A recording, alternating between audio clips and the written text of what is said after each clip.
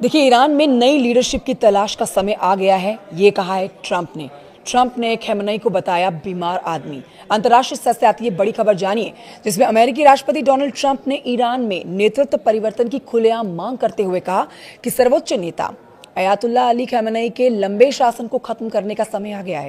ये पहली बार है जब ट्रंप ने सीधे खamenei शासन के अंत का जिक्र अपने बयान में किया है। अमेरिकी राष्ट्रपति डोनाल्ड ट्रंप ने इंटरव्यू में कहा, ईरान में नई लीडरशिप को ढूंढने का वक्त आ गया है। ट्रंप ने तर्क दिया कि ईरान का नेतृत्व देश चलाने के लिए दमन और हिंसा पर निर्भर है। उन्होंने खamenei पर देश को पूरी तरह से नष्ट करने और अभूतपूर्व स्तर की हिंसा का इस्तेमाल करने का आरोप लगाया।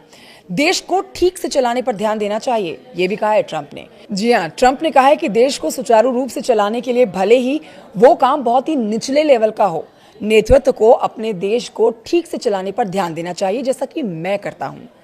अमेरिका के साथ मैं ऐसा ही करता हूँ, ना कि सत्ता पर नियंत्रण बनाए रखने के लिए हजारों लोगों को मारने पर। उन्होंने आगे कहा कि नेतृत्व सम्मान के बारे में है, ना कि भय और मृत्यु के बारे में।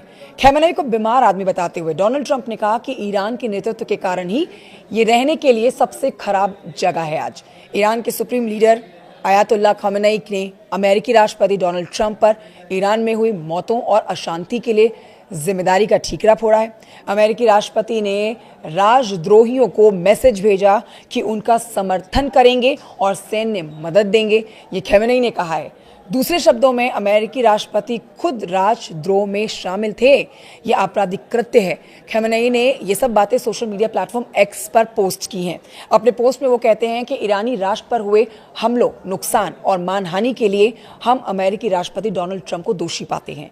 एक अन्य पोस्ट में उन्होंने ये भी कहा कि ट्रंप पर हिंसक समूहों को ईरानी जनता के प्रतिनिधि के रूप में गलत तरीके से पेश करने का आरोप लगाया। आर्थिक परिस्थितियों को लेकर 28 दिसंबर को ईरान में विरोध प्रदर्शन शुरू हुए थे, लेकिन देखिए बाद में ये सर्वोच्च नेता के शासन को खत्म करने की व्यापक मांगों में तब्दील हो गए। आप जान लीजिए कि ईरानी अधिकारियों ने इन प्रदर्शनों को दंगे करार दिया और कहा कि इन्हें विदेशी दुश्मनों ने उकसाया था। ईरान में लगभग पूरी तरह से इंटरनेट ठप होने के कारण मरने वालों की संख्या अभी तक साफ नहीं हो पाई है, लेकिन यह आंकड़ा फिलहाल 3000 के पार बताया जा रहा है। अंतर्राष्ट्रीय स्तर से बड़ी खबर इसे जरूर साझा करिएगा। नमस्कार।